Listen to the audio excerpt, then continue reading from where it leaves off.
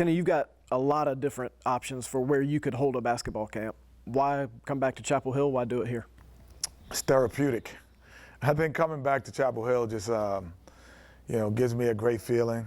My family, all of my family comes, mom, dad, cousins, nephew, they work the camp. They've always come, to the area when I was a student athlete here. So it's just therapeutic, honestly. I could do it a lot of places in the world, but I'd rather be here. You played point guard for Coach Smith. Coach Williams is obviously running a similar system.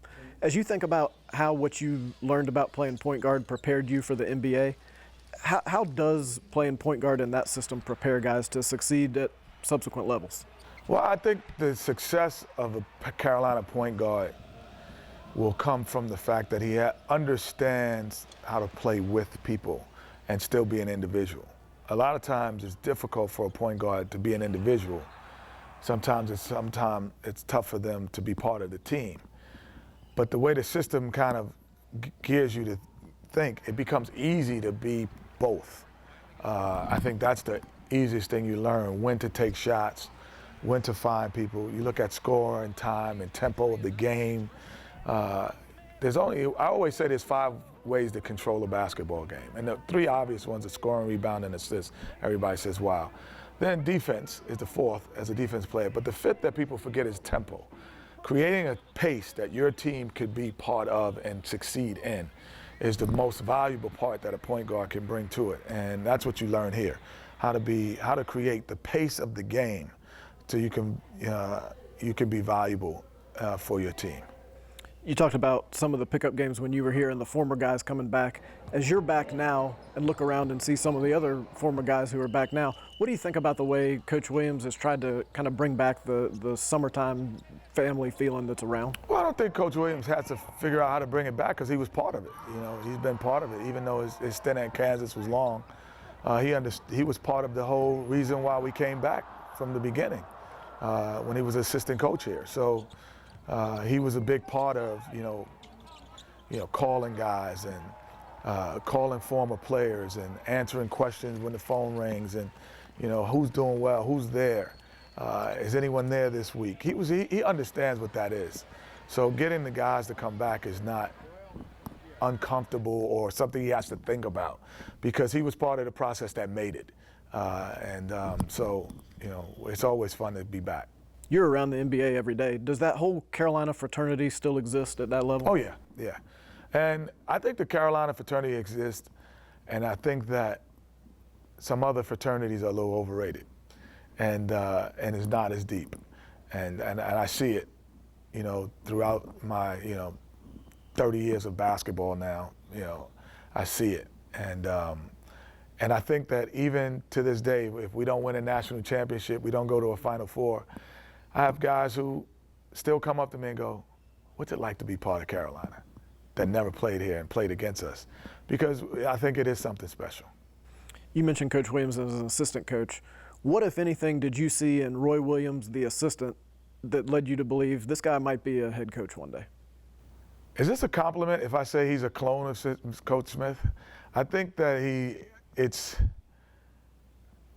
he has his way, which is a little bit different. I think his intensity outwardly, not inwardly, but outwardly is more visible than Coach Smith. But it's very similar. It's very similar.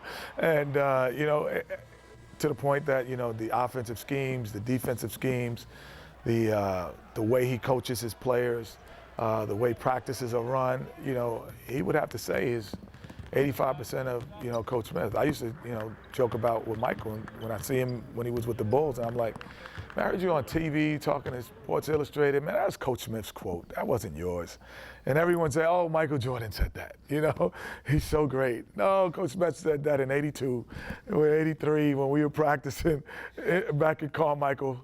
He said that. In your prime and in his prime, head-to-head, you against Ty Lawson in a race, one end of the court to the other, dribbling the ball.